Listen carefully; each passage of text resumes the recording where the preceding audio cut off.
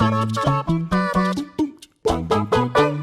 everyone, what is up? It is me, Ewan from What Culture Comics. Today, again, joined by Zoe. Still Zoe. Because it's Thursday and that means that we're going to be talking about comics that released on Wednesday. Because, you got to read them, you got to digest, you got to let them simmer a little bit. Especially when comics are as mind-blowing as they are right now. We've just had House of X #2 release yesterday, which we'll get to later on. And also, probably, potentially the bigger release of the week. And I don't just mean that because it's a big longie. Yes, we're bringing back that phrase. It's Absolute Carnage #1. Because not only is it £8, 8 squids, or $8 dues, it's literally huge. It's 3 issues worth of content packed into 1 issue, and it's like we're back in the 90s. The X-Men are back, symbiotes are back. I'm really happy. I'm gonna have to get a bowl cut at this rate. Exactly. But yeah, we thought we'd kind of go into those issues and explain the biggest reveals, which is kind of becoming a regular thing, which is pretty cool. So yeah, Zoe, what happened with Absolute Carnage #1 and why should everyone care about it? Bringing you the Carnage news. Actually, the most impressive thing about this is I don't know about you, but I presumed it was going to get very Halloween-y, kind of edgy, which Carnage has a slight problem of doing. But Absolute Carnage absolutely fixed all of Carnage's problems. I see what you did there. I try my best, I really do. So we've got Spider-Man and Venom teaming up, classic duo, against Carnage, who's got the dragon Grendel thing in him. It's a great name for a thing, the Grendel. It's from Beowulf, that is. It is indeed. So an extra level of spook and an extra level of the fact that they can't defeat him. I'm pretty sure Grendel is the strongest symbiote, so it's a kind of a game over scenario.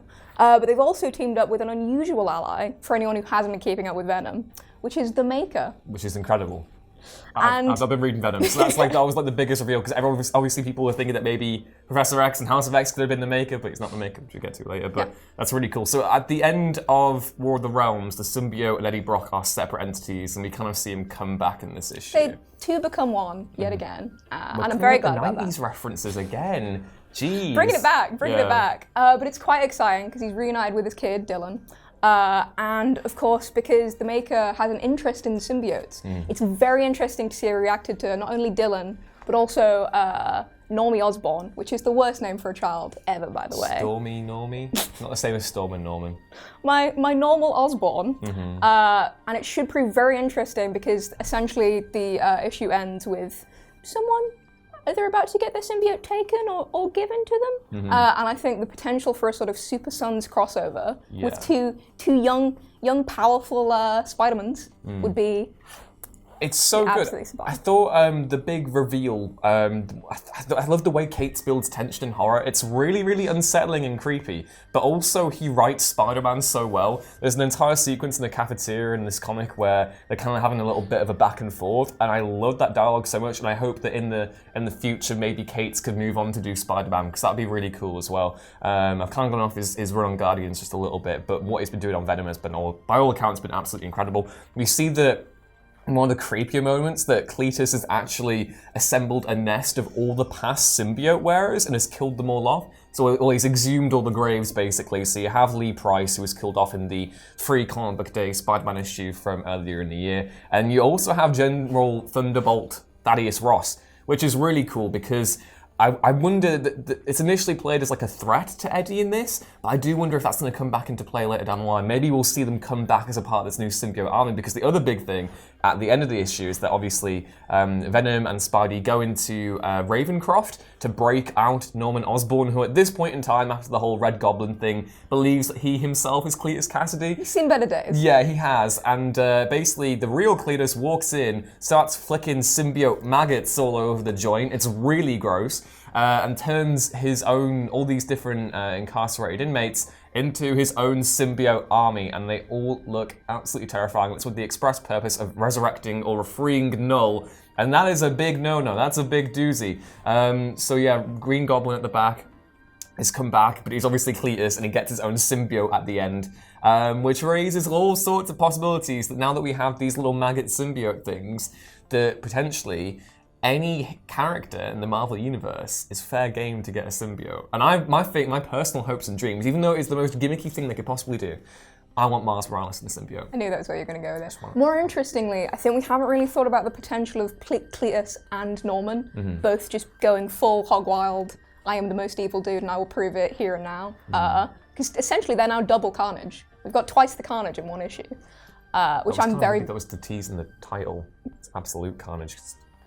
There we go. Clever that. Powers of Carnage. Powers of Carnage. Yeah, it's really interesting. I'm really excited to see how this series goes forward. I haven't, again, it's still early days, but the way that Kate sets the stage, it's really, really good. And again, as someone who's never really been keen on Marvel events, I think with War of the Realms and now Absolute Carnage, there's potential for that Marvel to have to string together 2 back-to-back hits here. So, and as someone who hasn't actually been keeping up with Venom, you don't necessarily need to have read all the previous stuff to understand what's going on here. They have a nice little synopsis at the beginning that kind of shows you basically gives you the Cliff Notes version of what's been going on. But yeah, it's really cool. We'll move on to House of X #2 now, which, as is becoming a running theme, was just as mind-blowing as the previous issue, and my brain is crying. My whole brain is crying. It's crying right now because there is so much stuff that's gone on in here. Crying with joy.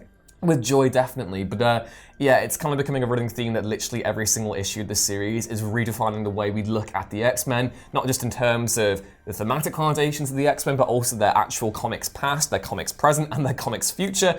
And we kind of got our first kind of big clue of why everything isn't quite as it seems. Obviously, for a little bit, we've seen that Professor X, or X as he's going by these days, has changed his ideology slightly. He's being a little bit more proactive, less reactive, not necessarily the old Xavier that we're familiar with. We know we've been introduced in Powers of 10 #1 to a dystopian future where Krakoa basically falls, and we have Sinister and Chimera mutants that have been genetically spliced together, and there's man and machine's taking over man, and it's in my brain. It's all really terrifying. But House of X #2 actually goes one step further and reveals why, or potentially gives us the clue as to why Xavier has been a little bit different. I'm going to do the little Mylar bag reveal again, so cue the music.